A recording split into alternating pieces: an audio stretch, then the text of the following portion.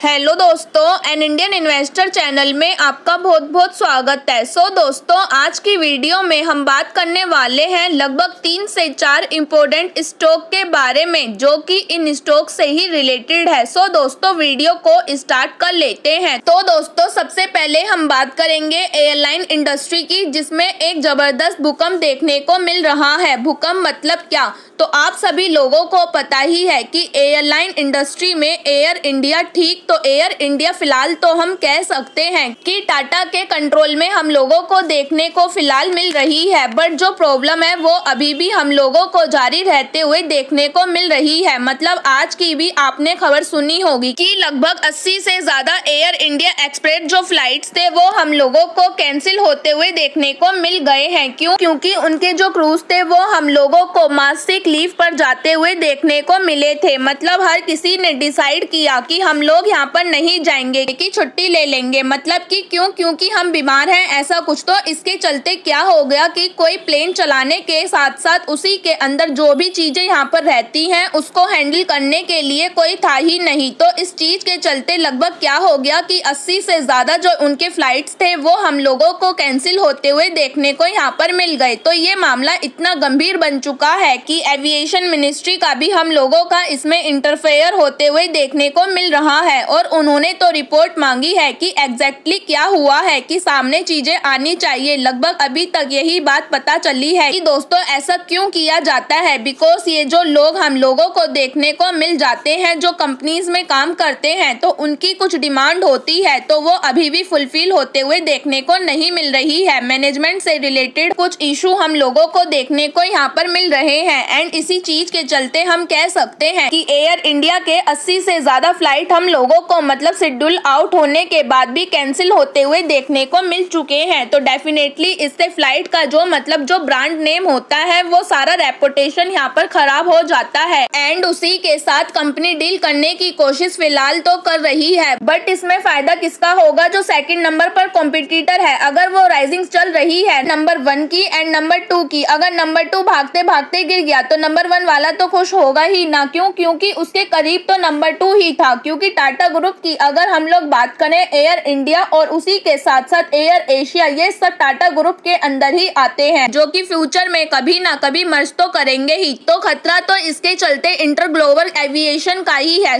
Indigo को भी काफी फायदा मिलेगा। और आज ही के दिन आप देख सकते हैं कि इंडिगो जैसी कंपनी में 0.12% की छोटी सी एक गिरावट मिल चुकी है। डेफिनेटली एविएशन सेगमेंट में देखा गया तो इससे कंपनी का ही बोलबाल ज्यादा देखने को मिल रहा है। एंड प्रॉफिट भी फिलहाल कंपनी कमाना स्टार्ट कर चुकी है। एंड हाँ, जब भी मैं एयरलाइन की बात करती हूँ तो अगर स्पाइसजेट भी अगर देखा गया तो ये ट्रेडिंग वाला स्टॉक लगता है। इसमें अगर आप मैक्सिमम चार्ट पैटर्न भी चेक करोगे तो आप समझ सकते हो कि ये देखिए तेजी टिकती ही नहीं है। मतलब एकदम थोड़ी तेजी आती है। और अगर आप स्पाइसजेट से रिलेटेड एक चीज देखोगे ना, तो स्पाइसजेट आगे लेना की कोर्ट न्यूज, तो मतलब आपको इनके इतने सारे कोर्ट के मैटर्स देखने को मिलेंगे। मतलब कि बार बार हाई कोर्ट से रिलेटेड कोई तो जाएगा ही। कभी इनका पेमेंट ड्यू रहता है तो वो भी इन्हें यहाँ पर भरना पड़ता है। तो बार बार धमकियां आती रहेंगी कि पैसा दो वरना बंद कर देंगे। इस प्रकार की चीजों के चलते ये बड़ी उड़ान नहीं ले पाता है। और छोटी मोटी उड़ान तो आ ही जाती है बट फिर वापस नीचे आ जाता है। तो ट्रेडर वालों के लिए तो ठीक है, मतलब जो डेली ट्रेडिंग करते हैं उनके लिए। बट जो लॉन्ग टर्म इन्वेस्टर हैं उनके लिए हम बात करें तो उसके लिए कंसिस्टेंसी चाहिए, जो स्पाइसजेट में नहीं दिखती है। एंड इंडिगो की बात करें तो वो थोड़ा कंसिस्टेंसी दिखाने की कोशिश यहाँ पर कर रहा है। एंड ये अपने ही स्पेस में नंबर 1 पोजीशन पर चल रहा है।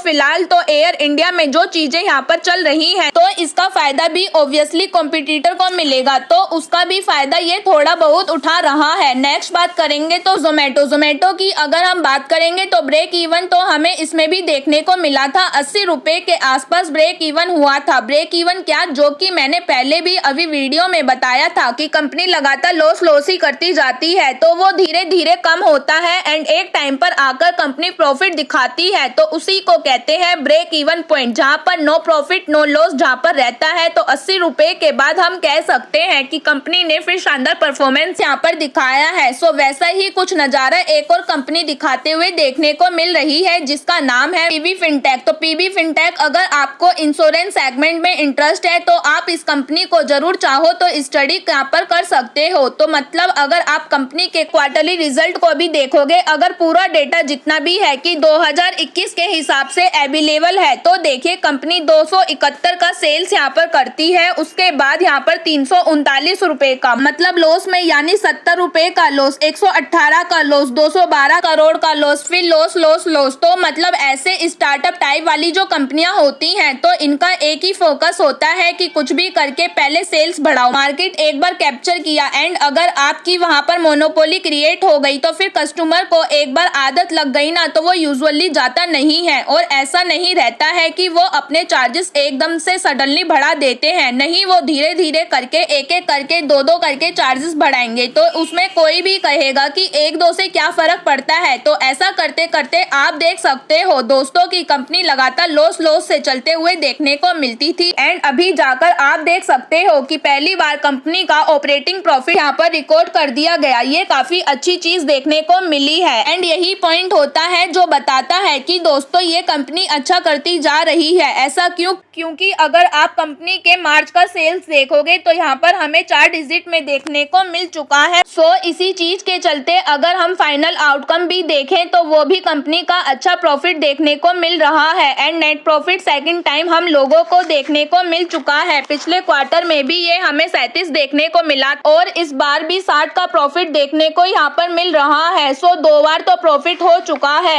एंड जो ओवरऑल कंपनी का P&L भी रहेगा फ्यूचर में तो वो भी हम लोगों को सुधरते हुए देखने को मिलेगा। वो आप यहाँ पर देख सकते हैं कि देखिए कंपनी का P&L देखिए जो कि हमें लॉस लॉस में ही देखने को मिल रहा है एंड आप देख सकते हो कि प्रॉफिट कंपनी का 64 का। तो डेफिनेटली इस प्रकार की जो चीजें होती हैं उनके ऊपर हम लोगों को फोकस रखना होता है एंड अगेन कहना चाहूंगी कि यहाँ पर जोर जबरदस्ती से बाइंग नहीं करनी होती है। फर्स्ट पॉइंट होता है आपको सेक्टर अच्छा लगना चाहिए, उसके बारे में पता होना चाहिए। तो मतलब कि जैसा कि मैंने कई बार बोला है कि उस सेक्टर के बिजनेस का नॉलेज होना चाहिए। सो ये बात तो हो गई एंड FFI की बात करेंगे तो 48% DII 16% एंड पब्लिक के पास 33% और यहाँ पर कोई प्रमोटर हम लोगों को देखने को नहीं मिलते हैं। एंड निफ्टी 50 की बात करें तो पिछले 5 दिन में हमने देखा कि बाजार में अलग लेवल से ही एक बिकावली देखने को यहाँ पर मिल रही है। इससे रिलेटेड भी एक अनुमान लगाया जा रहा है कि जिस प्रकार की खबरें यहाँ पर सामने लाई जा रही हैं, अभी कौन सी खबर एक सामने आई थी कि किसी का नाम तो नहीं बताया गया था बट ये बताया कि शायद से जो भी पार्टी आएगी मेजोरिटी के काफी ज्यादा चांसेस कम नजर आ रहे हैं। बस ऐसी ही कुछ चीजें बोलते हुए देखने को मिल रही थी एंड मार्केट को हमेशा मेजोरिटी चीजें पसंद होती हैं in respect with their party. So इसी चीज के चलते बाजार में हलचल देखने को मिल रही है। सो बस यही कि दोस्तों की खबरें चाहे कुछ भी आ जाए तो किसी खबर के चलते डिस्टर्ब यहाँ पर नहीं होना है। और जैसा मैंने आप लोगों को बताया कि अगर अच्छे शेयर्स अगर आपके पास रहेंगे तो एज अ इन्वेस्टर आप लोगों को डरने की जरूरत नहीं है। सो आई होप दोस्तों कि आपको वीडियो हेल्पफुल लगी होगी। चाहो तो वीडियो को लाइक एंड चैनल को सब्सक्राइब कर सकते हो। सो मिलते हैं नेक्स्ट वीडियो के साथ, तब तक के लिए बाय बाय दोस्तों।